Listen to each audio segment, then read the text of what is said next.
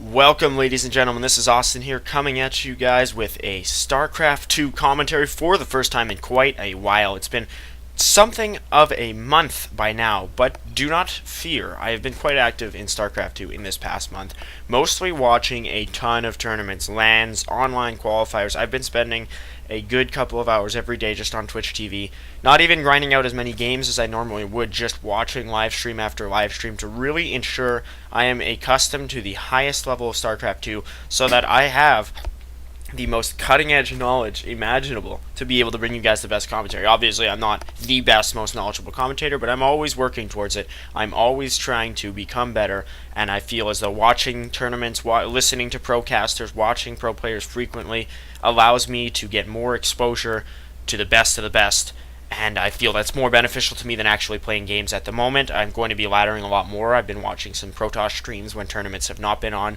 But anyhow, guys, that's why this absence has been so extended, because when I started back commentating HOTS, when I started commentating HOTS to begin with, I had previously commentated Wings of Liberty, I felt as though my knowledge was just not doing my viewers very much justice. I was too far behind on the HOTS meta, on the newer units, on the newer strategies. I was apologizing for this almost every game, saying, look, I'm getting up to speed. Then I figured, you know what, I will not do any more commentaries for now. I'll get up to speed, and then I'll actually commentate. So, well, I still may not be spectacular in terms of unit knowledge, I feel as though I've improved vastly since I last casted a match, and I was actually just watching a ZvZ before I opened up this replay and began this commentary, because there's a Red Bull qualifier on right now, and this game in particular is from a LAN I watched. It is from the IEM Season 9 Global Challenge Shenzhen. Guangzhou was a few seasons ago. And this is going to be from the round of 8. It is game number 5 between our Blue Zerg spawning at the left-hand side of Catalina, Liquid Snute, and at the bottom right-hand side, the Red Zerg, his opponent, EG's very own Jaedong, the Brood War legend. This is, of course, a ZvZ matchup, and it is the final match of the series. It was a best of 5, and this is game number 5. So the winner of this won the series and moved on. Great LAN. It was held in China, Shenzhen, China, so I found that the time zone difference was a little bit of an issue for me to watch it. I had to stay up till about 1:30 for a couple days just to catch some of the better games. And it was also ran at the exact same time as DreamHack Valencia, so that proved to be a slight problem with regard to just following 2 tournaments at once on the same weekend and actually keeping up with results and who upset who and who was getting to what finals, because I was watching the Red Bull qualifier today and the casters there had trouble remembering who won which event. It was pretty funny, and I've had some trouble too, because a lot of the races in the finals were similar, and the match scores were similar and whatnot, but both very, very good tournaments. I think the fact that people are getting confused speaks to the high production quality of both tournaments, the fact that they were run very well and they were of extremely comparable production quality, so that's why people have trouble discerning between the two of them. But anyhow, into the game. We have fairly standard openings from both players. An earlier hatch out of Jaedong. He's playing this a little bit safer. Again, this is a 5th game between the two, so they've had time to adjust to one another's styles, to anticipate what's going to come out of their opponent. So, imaginably, Jaedong has realized he can get away with that slightly faster hatch. Income is looking fairly similar. Snute has gotten his gas earlier than Jaedong has, but he's a couple harvesters behind. They're both getting queens. They're both gradually spreading creep. This matchup is something I feel is a matchup I feel has very marginally changed from the old days of Wings of Liberty. It's still similar in that there's heavy roach compositions. There's not really Hydra play as much, and the player that goes for Hydras or goes for Mutas is always the riskier one, and it can really win them the game or completely backfire. I guess that can be said in other matchups, but especially in ZvZ, as you will just see very heavy roach styles since fungal growth has been slightly changed to be a projectile. This is old news for some of you. I'm just saying, having casted a lot of Wings of Liberty ZvZs, I'm just making a little note here. The change in fungal growth has meant that it comes down a lot more to sheer roach counts. You'll see a lot of ZvZs these days between top level Koreans, between foreigners and Koreans, between any amount of region players, that just sheerly end up being decided by the number of roaches on either side. Whoever has more, whoever gets a better concave, they take the game 9 times out of 10. No questions asked, no magic involved. So we do see that predictable Roach Warden coming out of Snute.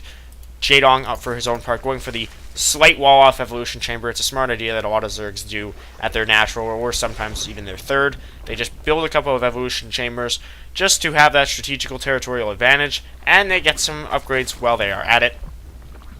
very important as well mathematically to have those upgrades in the roach engagements, because you could, like I said, most of 9 times out of 10 it is decided by the roach count, but upgrades can play a huge part in changing the course of some of those roach battles. Jaedong, interestingly enough, going for melee attacks level 1.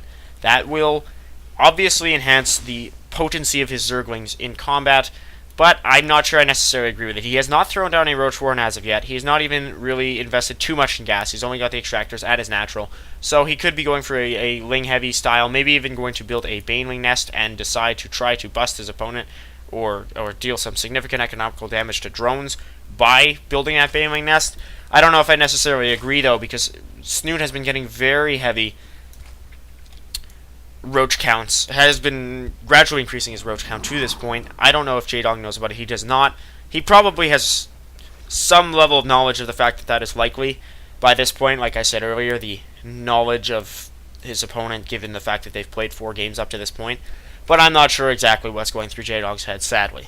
I'm sure a lot of people would be very interested in knowing what goes through the head of such a StarCraft phenom between Brood War and Heart of the Swarm primarily. I was going to say Wings of Liberty, but that's more MVP's era. And speaking of which, MVP was just in that Red Bull qualifier, so that's why I am bringing him up, and he's still on my mind. Snute going to poke in here with some roaches. That Spine Crawler is going to die very quickly. Speed is not even done for Jaedong, so he's gone a lot more economical, but now Snute, who did get a Baneling nest, I was too busy talking about other things to notice, is building some Banelings right now. These Slowlings are gradually holding off the roaches, but do not forget, those melee and carapace upgrades have not finished, so it looks like Jaedong, he might just marginally hold. There's another Spine Crawler finishing. Snute is going really all out with this. If he cannot break through, that will be extremely economically costly for him. This Link's finally getting that speed upgrade. I think Jaedong is just waiting around for 1-1. He's also waiting to try to avoid the Banelings busting, and they did not bust the drones down or explode near the drones, which I disagree with.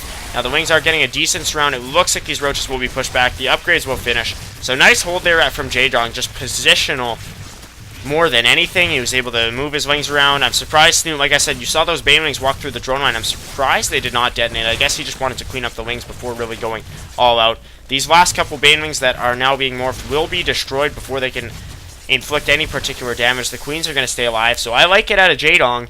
The resources lost are favoring Snute slightly, which I guess can make sense. There was a good amount destroyed here, but nothing lasting. Jaedong comes out of this largely unscathed, but the third will be attacked here. No workers were killed in the process, so that third was just getting established.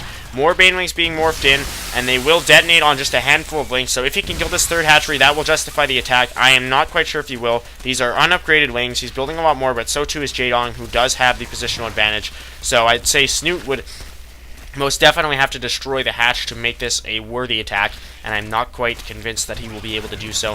His third is established, but there are no drones mining there either.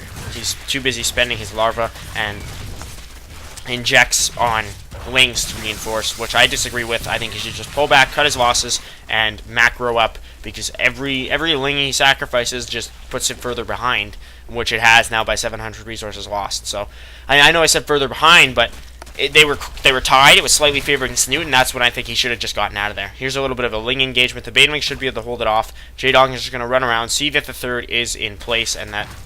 does he exactly see that there are no drones mining there? No. He knows the third has been morphing for some time. Now he gets to see if there are any drones mining. He sees a few, but he knows, okay, my opponent doesn't have a vastly established third.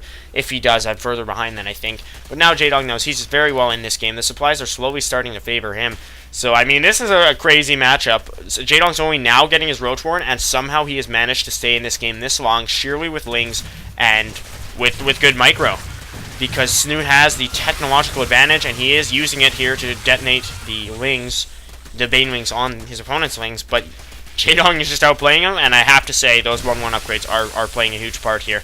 Now, Snute wants to try to get the Baneling busts on the Lings before they destroy the hatchery. If this goes down, that could almost be game-ending here in favor of Jaedong. My computer cannot even handle the possibility of this hatchery dying, and now it finally realizes, okay, the third will go down, and with it, Snute's chances will significantly decrease. He will be able to finish off the Lings, but now Jaedong is getting layer tech. He's getting a bunch of roaches, well, 5, 6 roaches, but he has the economy to be able to get a higher count than that because he does have the third base that his opponent doesn't have. So this is my little expression I call kicking the hornet's nest. If you cause significant damage to your opponent to a point where they may well lose the game if the game goes on for a few minutes more, you've kicked up the hornet's nest and you have to be able to withstand the sting of the hornets to win the game. And that's what Snoot's doing right now. He's taking what he has, he's pushing out, he's trying to just end the game now before the advantage becomes a very significant disparity. I don't think he's going to be able to pull it off though.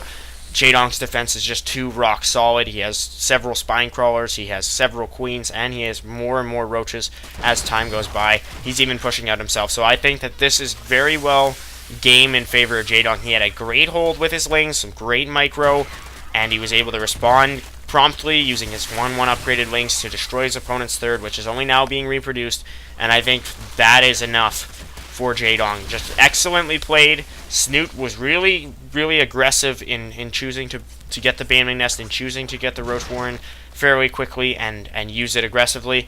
But sadly for the Norwegian Zergon Liquid, I don't think it'll be enough. I think Jaedong will take this series because of phenomenal defense. The best offense is a good defense. Am I right? I know Jaedong surely lives by that quote, at least in this game.